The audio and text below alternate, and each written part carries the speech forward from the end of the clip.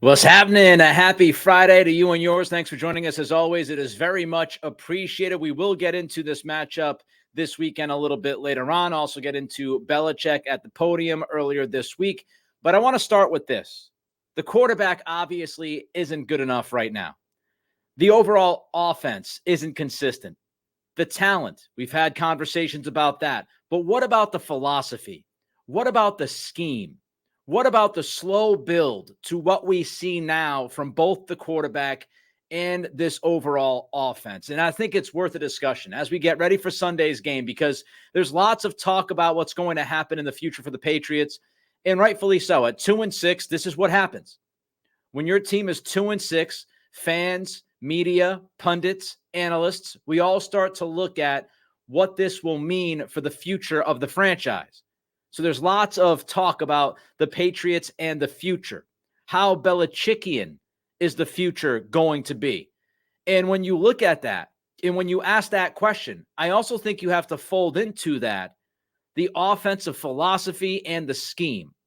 How much change does this team truly need? What if you hire Gerard Mayo, you promote him as the head coach? Is he just going to simply stick with the offensive scheme? Is it going to be Bill O'Brien and Steve Belichick as the coordinators?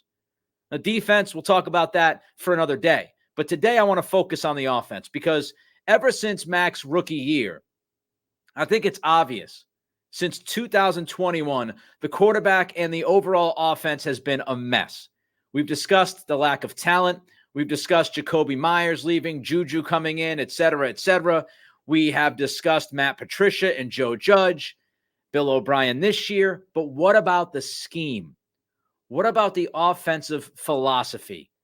Is that a bigger problem? And you look at who runs this offense around the league. You've got the Raiders, you've got the Giants, you've got the Patriots. Those are three of the worst offenses in football. How much of that is on the scheme? You can also look at those teams and say, well, the Raiders have Jimmy Garoppolo, at best an average quarterback. The Giants have Daniel Jones, and I know a lot of people got excited about Jones last year. Never fully bought in, my own opinion, just didn't buy that guy 100%. So there's questions about Daniel Jones. And then, of course, you've got Mac, who has looked at best as an average quarterback through most of this season. So is it more of a quarterback problem? Is it a scheme problem? Is it both? Is the quarterback problem due to the scheme problem? What the hell is going on? And I think we really need to dig into this. And what gave me this idea was I was actually watching Evan Lazar, the Catch 22 podcast that he does with Alex Barth. Those guys do a great job. And, you know, Evan got into this offensive system and the scheme and how things are run. And Evan's point, to get to the gist of it, is that this system is voluminous. There's a lot of things that a quarterback has to do to succeed within this system. A lot of things the quarterback has to do pre-snap. And when you're looking at the amount of responsibility on the quarterback's shoulders pre-snap, what he has to look for, the changes he has to make at the line of scrimmage, the things that he has to trust within this offensive framework with his wide receivers. There's just a lot there. As Evan has pointed out, the pre-snap checklist is a long checklist. It is much longer for Mac Jones than the vast majority of quarterbacks in football. Now, this is not just a Mac Jones thing. Again, we want to focus on the system, the philosophy, and what this offense does, because inevitably the question is, whether it's Mac Jones or not in 2024, 25, 26, whoever the quarterback is, what should the Patriots do offensively? Has the time come to look at this offense and say, maybe a little too complex, maybe a little too bit precise, maybe too many guys have to be on the same page for this thing to consistently work, and that's why you have a week like Buffalo, followed by the week against Miami, where all of this is inconsistent? Is there just too much for this thing to work? No matter who the quarterback is, aside from the greatest of all time, because we start there. Tom Brady took over this offense, as we all know, early 2000s. Bledsoe goes out. We all think the season is over. Brady comes in. We know what happened next. But Tom Brady is the greatest of all time for a reason. He's not the most skilled athlete, as we know. He doesn't have elite tools. He doesn't have an elite arm. He doesn't have elite athleticism. He doesn't even have elite physical build. That's not who Brady is. His arm did get better from early on in his career to later on, but he's not a supreme athlete. He's not a Lamar Jackson. He's not a Patrick Mahomes. He doesn't have those kinds of tools. He doesn't have a Matthew Stafford arm, for example, or a Herbert or Allen arm. So what Brady did was he mastered this offense. And it's like playing a video game. I'm not a big gamer, but it's like when I was younger playing video games and you had to go up levels. And what happened was Brady, he conquered the initial level.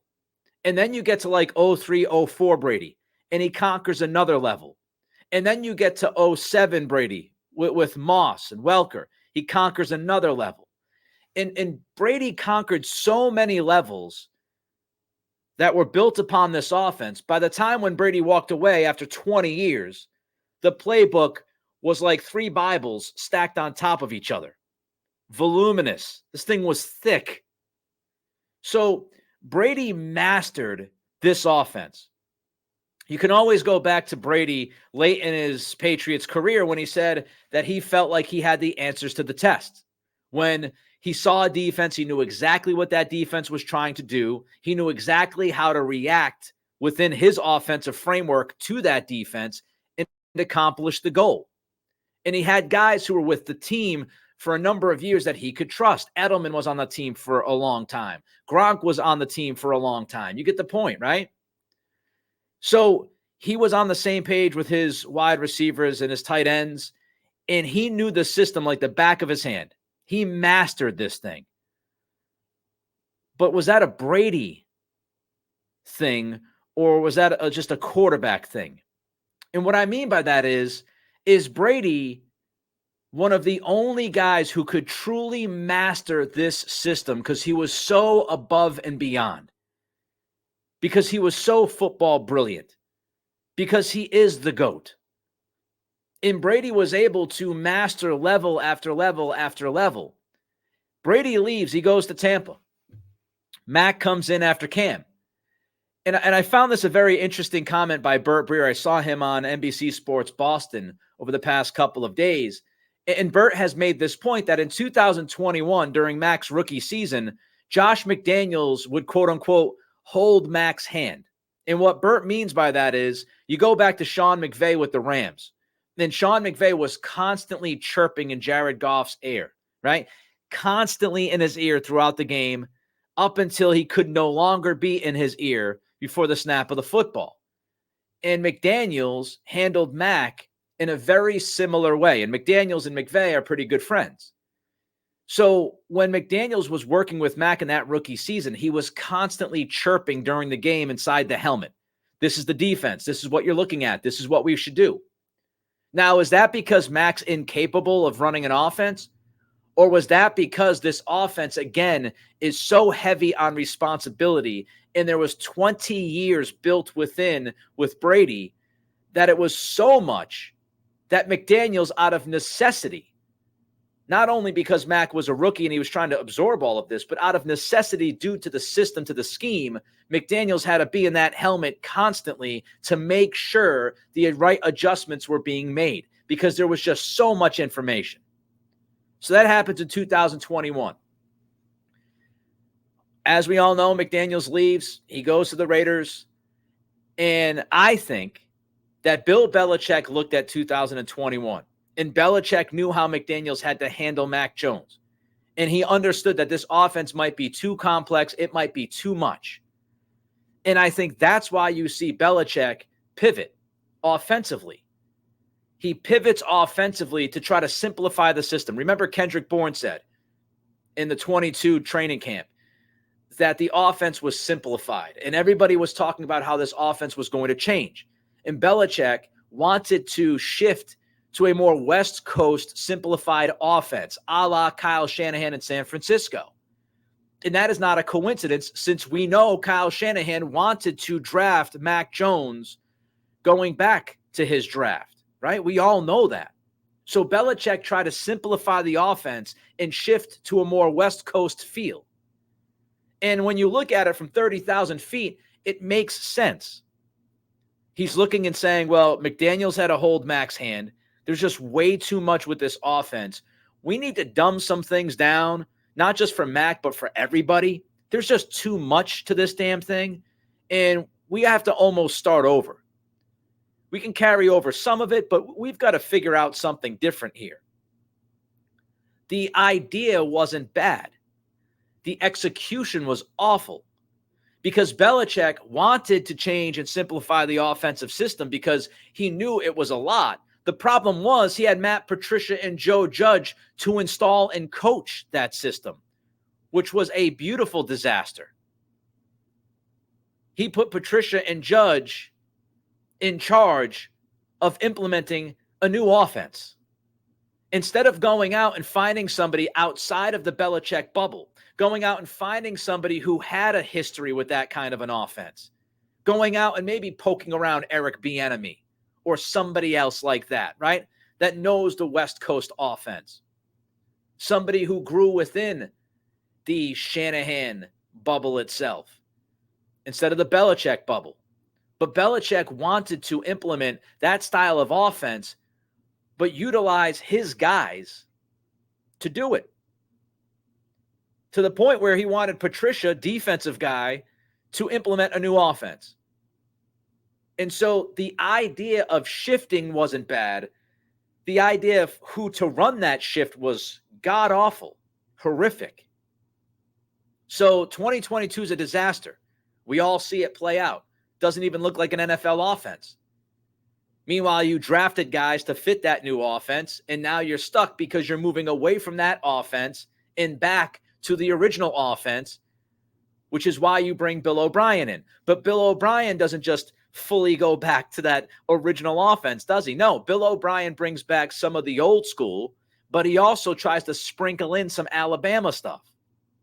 So now you've got an offense and a quarterback that began with a very, very difficult, complex system to learn, to the point where the offensive coordinator and quarterbacks coach has to constantly be in his ear throughout the game. You move from that to trying to shift completely to a different offense led by a defensive coordinator and a special teams coordinator and a failed head coach, two failed head coaches. Now you shift back to some of that old offense, sprinkling in some new Alabama stuff that Mac is comfortable with.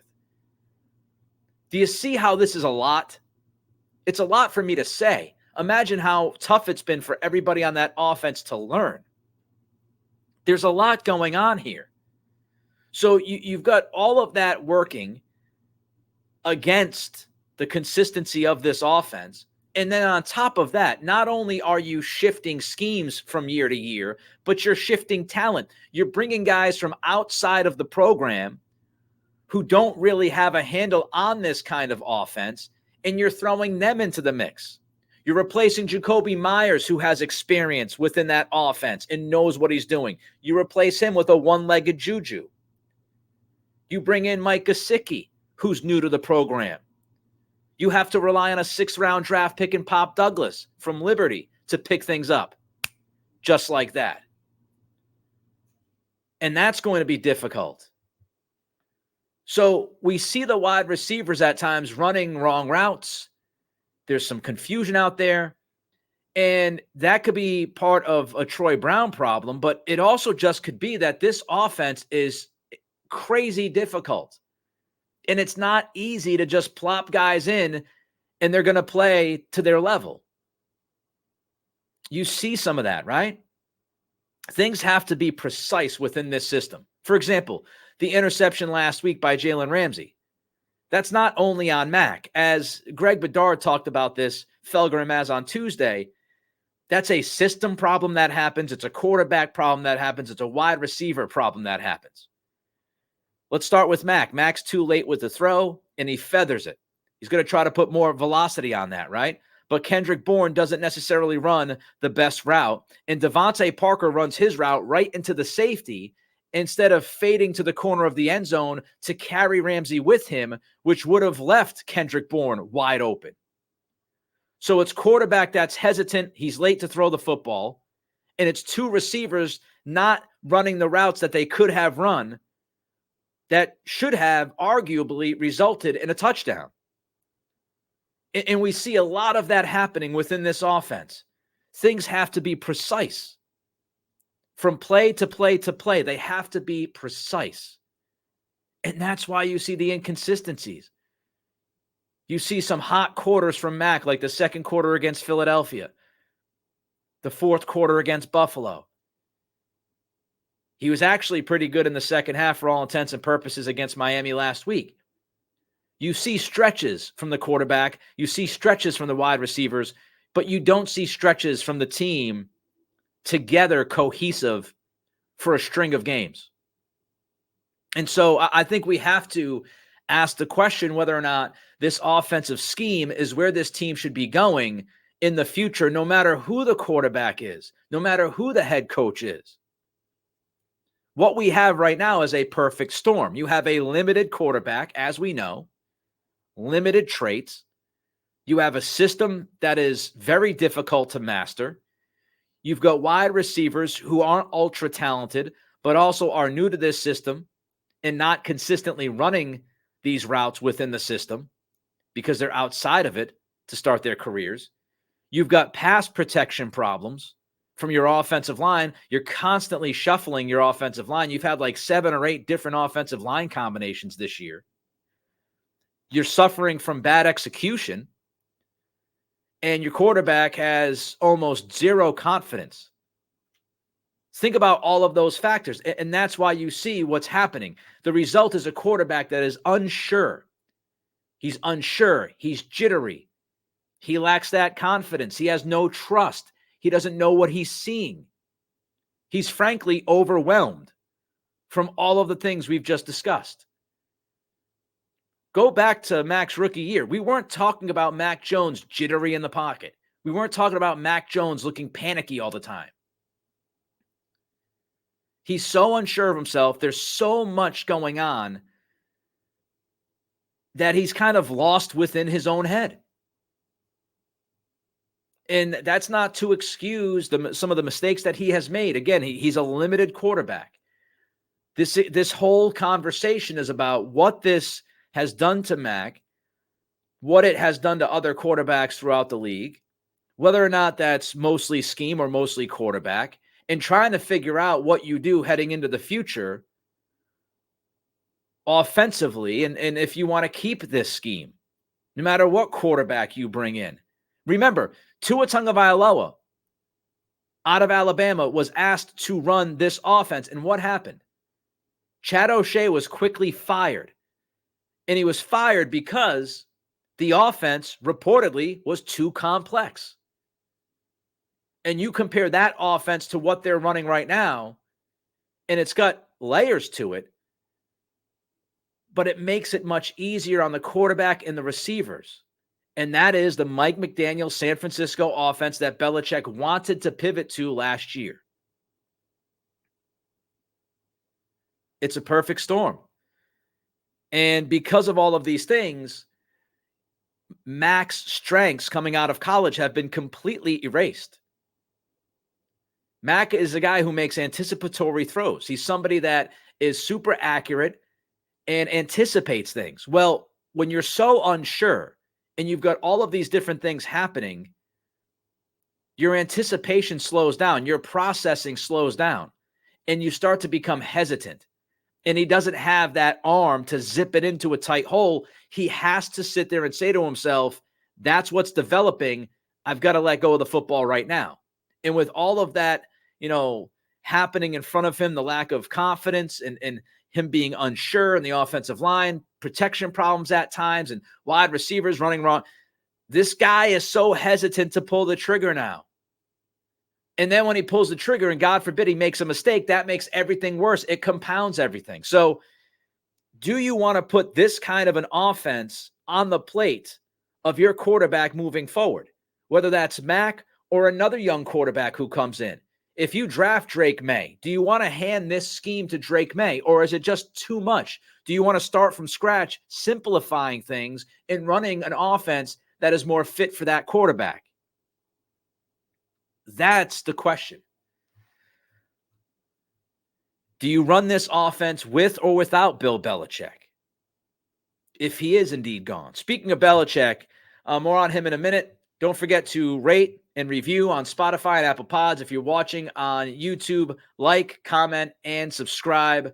All the likes mean the world to us. Your support means the world to us. Continue to watch, and if you do, give us that like, give us a comment, and subscribe. All right, so Tuesday we talked about Belichick and the trading deadline and how the Patriots, to me, failed at the deadline. And I thought Wednesday Belichick failed at the podium. And he went on this whole we're getting ready for Washington stuff when he was asked about the deadline and the operation of the deadline. And he and Phil Perry went back and forth. It got a little bit tense. And Belichick really would not give up anything. He would give up no information. He said, quote, Phil, I said the same thing. We talked about this 50 times.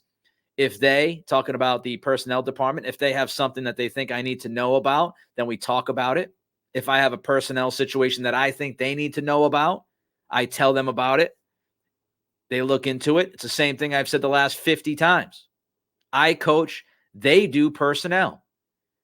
So Phil wants to try to figure out, wait a minute, aren't you the guy who calls all the shots? You have the final say, right? Like what? So Phil says, I was just trying to clarify because you make it sound like two different things. Our understanding is you're part of, and Phil couldn't finish that, but Phil was going to say you're part of the personnel department. You're part of the decision-making. And Belichick cuts him off and says, yes, if there's something that we need to talk about, then we talk about it. If there isn't something to talk about, we don't just sit there and stare at each other all day, et cetera, et cetera. And this is on the heels of Belichick saying to Greg Hill last week that, you can't do both. Well, as we understand it, he does do both. He is the GM and he is the head coach. So what is going on here? What is happening within the framework of this organization, in the front office, the coaching staff? It's been, again, reported heavily that Bill still has the final say on the personnel. So why is he trying to muddy these waters? Why is he trying to create this separation of church and state when he is part of both? He is the leader of both, the church and the state. Why is he trying to create this separation? You wonder why this is all of a sudden, something where he is fighting back on that you can't do both. There's this department and then there's the coaching department. Why is this happening? Why is he trying to create that fracture within the two spots? Is it because he knows he's getting so much blowback from personnel? Is it because he's given more power to Matt Groh and he no longer wants to take the bullet? Like, what is behind this? And the problem that I have is that there's zero transparency or accountability. And I'm not asking for Belichick to share the secrets of the castle. But you can answer these questions responsibly and at least give the fan base something. You can be at least slightly transparent. You can take some accountability. You can say, this is how it works. This is what we do. Matt Groh comes to me. I work with the scouting department. We set a price for certain players. I mean, there's a million different things that you could say other than getting into a peeing match with Phil Perry and just stand up there all grumpy and doing the Bill Belichick thing. So there's zero transparency or accountability coming from the guy who runs the ship. And to me, that is a problem. He's muddying the waters.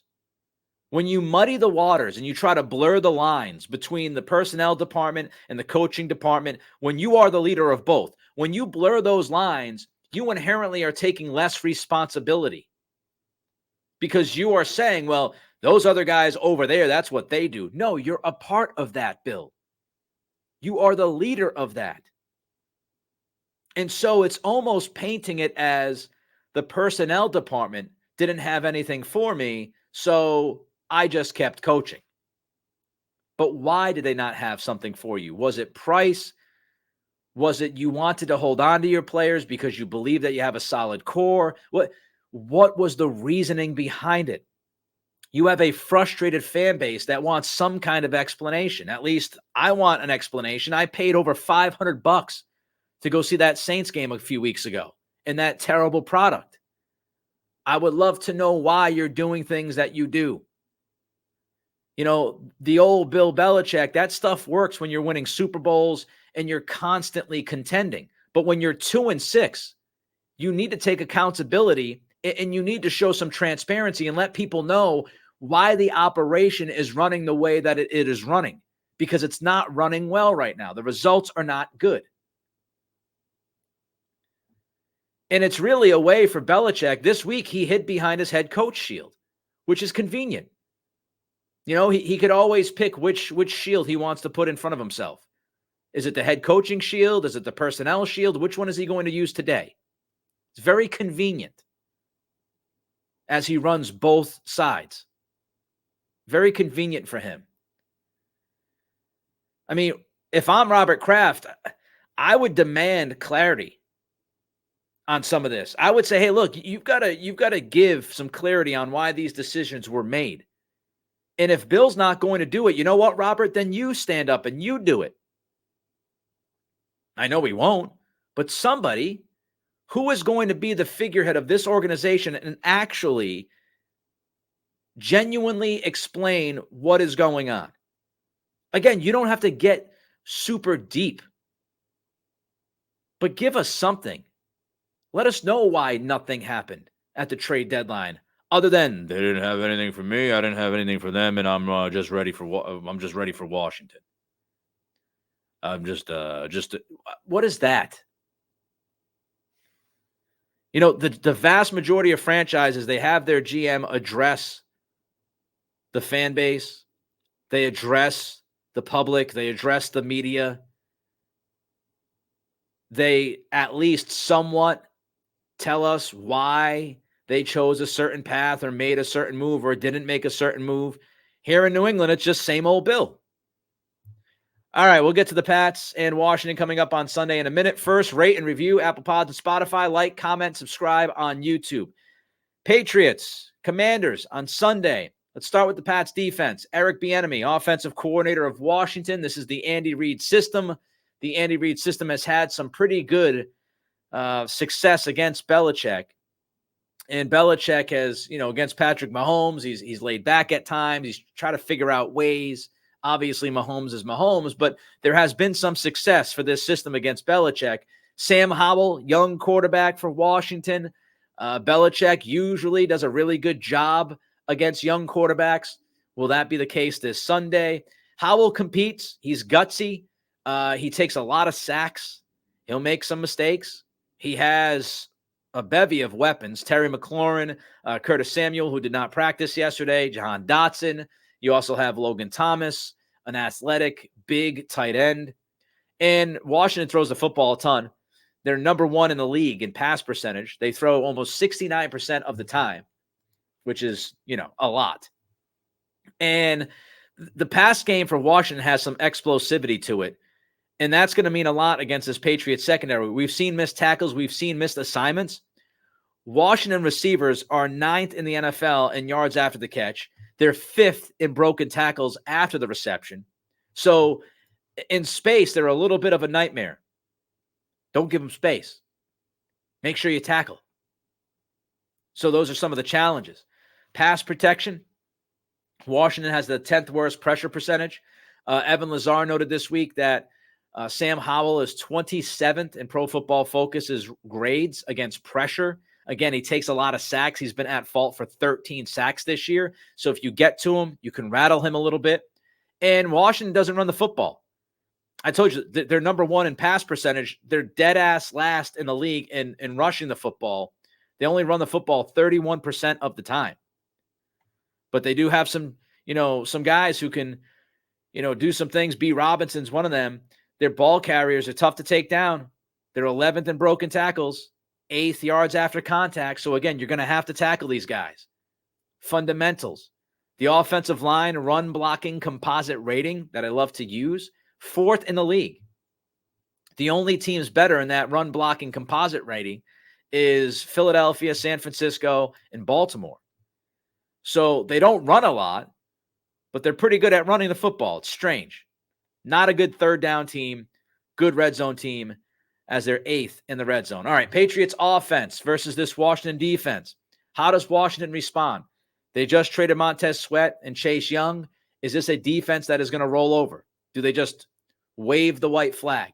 Even before that trade and those trades, this was a defense that was 26th in DVOA. Not good. Even with Sweat and Young, they were not a good defense. Deron Payne, Jonathan Allen, interior defensive linemen, they can be a headache.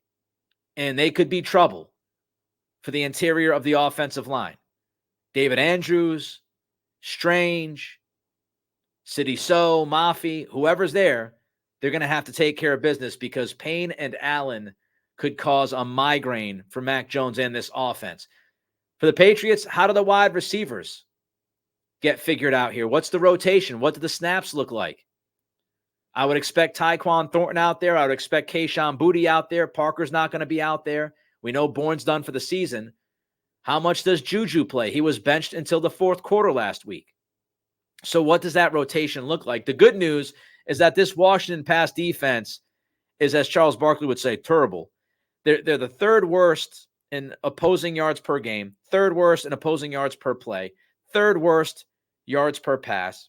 The pass defense of Washington this year is 30th in DVOA. Evan Lazar pointed out this week that they are 27th in DVOA in the middle of the field, which is what Mac loves to do. He's very good at throwing the football in the middle of the field from 0 to 20 yards. That specific area of the field, this Washington defense has struggled mightily. 27th in DVOA. And the defense gives up the second most points per game, but they actually have the 12th best red zone defense. What does that tell you? That tells you they give up big plays. Ultimately, the question is, can the Patriots take advantage of those defensive backs and be able to actually create these big plays? Andrew Callahan on X posted, Washington's deep ball defense may be the NFL's worst. Defending passes with 20-plus air yards, Washington has allowed the most completions, highest yards per attempt average, and highest EPA.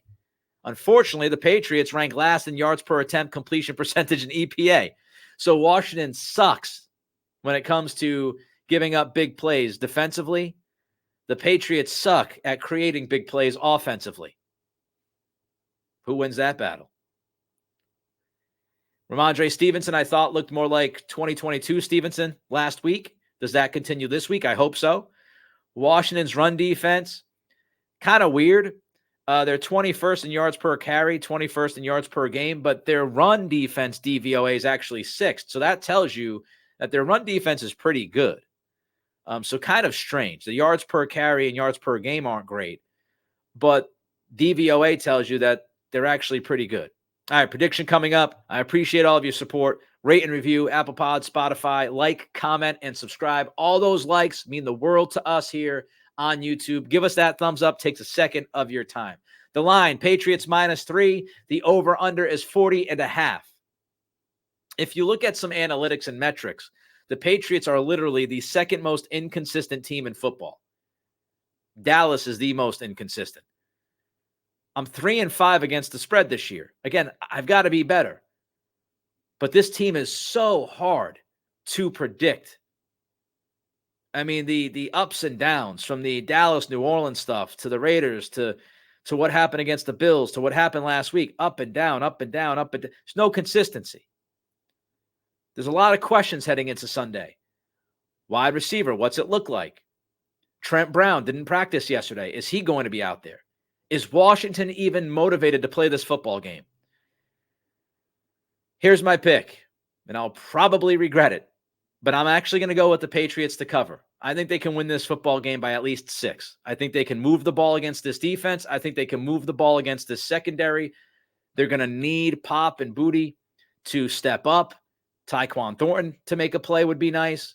I do think Sam Howell against Belichick, he'll make a couple of mistakes. And as I've said, and I'll stay consistent with this Patriots team is not the worst team in the world.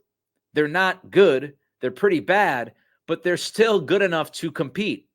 At least I think at this stage, the way they've played the last 2 weeks, they're good enough to compete and beat some of these mid teams and beat some of these bad teams. And I think that's what they do on Sunday. All right, everybody, enjoy your weekend. Be safe, be healthy, have some fun. We'll be back on Monday with the Nick Cattle Show.